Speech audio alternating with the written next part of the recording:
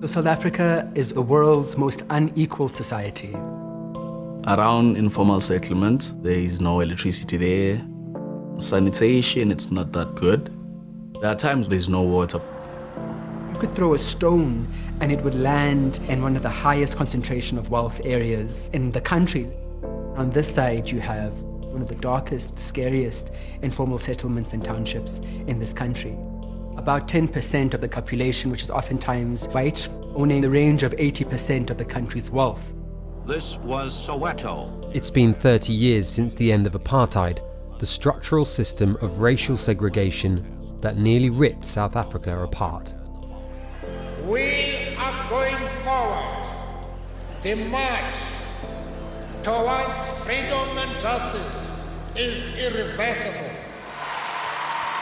But for many black South Africans, the story of optimism and renewal associated with Nelson Mandela's coming to power has not materialised. 30 million people, well over half the population, is still living in poverty. One of the main reasons inequality has lasted is how hard it has been to undo racist urban design. The legacy of apartheid is not a theoretical, philosophical conversation.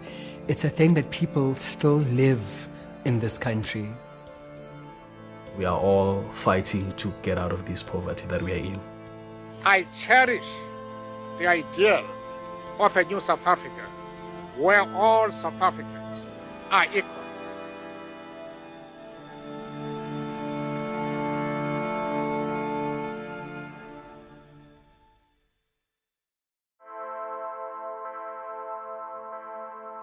I think one must really understand apartheid not just from a separation of races, but understanding the reasons behind that separation.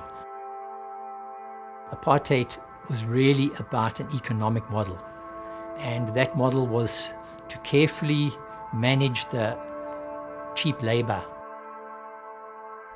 This is a map of Johannesburg, and what you can see very distinctively is the mining belt that has formed a major barrier between the north of the city and the south of the city. Johannesburg, a city raised on gold. The centre of Joburg was the discovery of the first gold, and immediately around that you got tent camps of labourers developing, and the mining bosses and so on would live a little further away. Until 1994, South Africa was run by colonial and white minority governments. They enacted a string of laws and legislation which diminished black land rights and enforced segregation along racial lines. In 1948, the National Party came to power on the policy of apartheid. Keeping races separate allowed the government to maintain the status quo of white supremacy, as well as exploit black labour for industrial development. With the growing urban centres, growing industrial areas, people were moving off the land to trying to get job opportunities in the cities. These townships were very carefully designed. You would have white middle-class areas, white high-income areas. Then you'd have your white lower-income areas. You would have buffer zones, and then you would have your other racial groupings. And every settlement and city in South Africa could relate to this conceptual pattern. Though blacks were officially citizens of South Africa, they could only come to white areas if they had work, and they had to live in separate townships outside the white cities. The townships and informal settlements that sprung up around them were typically overcrowded and had minimal infrastructure. These settlements did not have any significant commercial shopping facilities. They certainly had no employment opportunities within them. And so people were effectively only resident there and then had to travel to any employment opportunities. So effectively the townships were dormitory towns. While apartheid is long gone, forms of segregation remain due to the vast economic disparity between the majority black and the minority white populations. Tembisa, the township on the outskirts of Johannesburg where Levi Ndlovu lives, is still in many ways a dormitory town. Most of the people in Tembisa work outside of Tembisa. Mostly it's black people who reside here in Tembisa. We mostly focus on spending money on basic needs. You know, like food, your sanitation, transport money to work, and that's mostly it, just to survive. For work, Levi travels to Midrand, a suburb with malls, businesses, and more white neighbourhoods. Forced to take minibus taxis because of the failing train system, his journey costs a large proportion of his income. I spend almost 1,000 rand in a month. 1,000 rand is a lot. Here in Tembisa, I can make a lot of things. Compared to someone who lives in Midrand, it's not the same. Because you'd find that in Midrand, someone is paying maybe 500 rand for their phone and 500 rand for their router for Wi-Fi. It's nothing to them. But for me, it's everything. With the standard of living around here, calculating all the expenditures in a month, they would spend about 60 or 70% of their income when it comes to the rent, the food, transport. In Tembisa, the population is 99% black. This suburb near the city centre, Parkview, is 64% white. The average monthly income in Parkview is nearly 10 times that of Tembisa. It's a similar pattern throughout Johannesburg, as well as other South African towns and cities. The question is, why do we still have significant spatial patterns that reflect the apartheid spatial planning in 2024?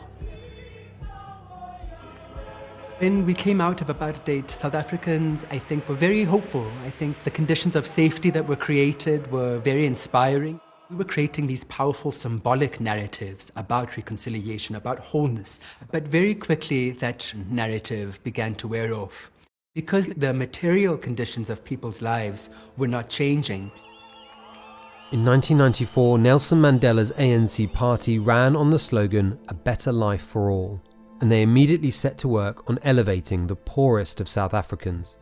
The priority of the ANC government was redress, was how to transform the spatial environment, bring dignity to people after the indignity of suffering under apartheid. So one of the very first pieces or development programs that was introduced in 1994 was the Reconstruction and Development Program, the RDP program.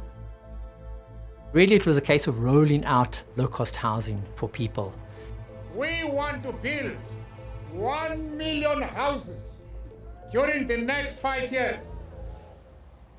When the ANC took power, as many as 7 million South Africans were either homeless or squatting. The problem Mandela's new government faced was finding cheap enough land to build all those homes on. What tended to happen is that they found peripheral areas, often agricultural land on the periphery of the cities, that they could quickly convert and purchase at that price, and rolled out these new housing settlements. One of the unintended consequences of that was, in a sense, a reinforcement of the apartheid spatial patterns of having the poorest residents located on the periphery of the city. And the entire focus was on the development of houses and not on the development of what we would call integrated settlements, which involves schools, clinics, cultural activities, etc. These settlements, or townships, are on the edge of cities and are predominantly inhabited by the poorest, who mostly tend to be black. Many people living in townships often still feel stuck in them for many different kinds of reasons, but a big part of that reasoning is economics. Being able to find a well-paying job that affords you the possibility to leave the townships is incredibly hard for many people in South Africa, especially people who have not had access to education. Living so far away from where you go to school, or where the good schools are on the other side of the mine dumps, where the good jobs are on the other side of the mine dumps, where the good malls for shopping and entertainment are, really places this identity inside of you that you don't belong there and that you are just visiting. Having grown up since then and having moved to the other side of the mine dumps, I think what has been interesting to discover for me was the sense of time and how much time living in the townships takes away from you. Suddenly, you can think about love and care and loving your job. It opened up the way that I could see and understand myself and what is possible as a human being. Despite the lingering damage of the apartheid era, there has been some progress in the decades since. Services such as sanitation, access to water and electricity improved dramatically alongside the political liberation that was introduced with Mandela's government. But his party, the ANC, has been beset by allegations of corruption and state capture in the decades since. A state-led commission estimated around $27 billion of public money was tainted by corruption during President Jacob Zuma's 9 years in office. You look at their lives, the unemployment crisis, the education crisis, the energy crisis, you can go on and on and on. Young people don't feel saved, and so there's been a big turn in terms of mood and hopefulness about the nation-ness of this country.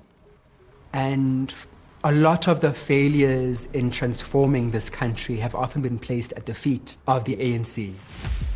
The end of apartheid started something special, but it hasn't fully delivered, and that's left ordinary South Africans torn.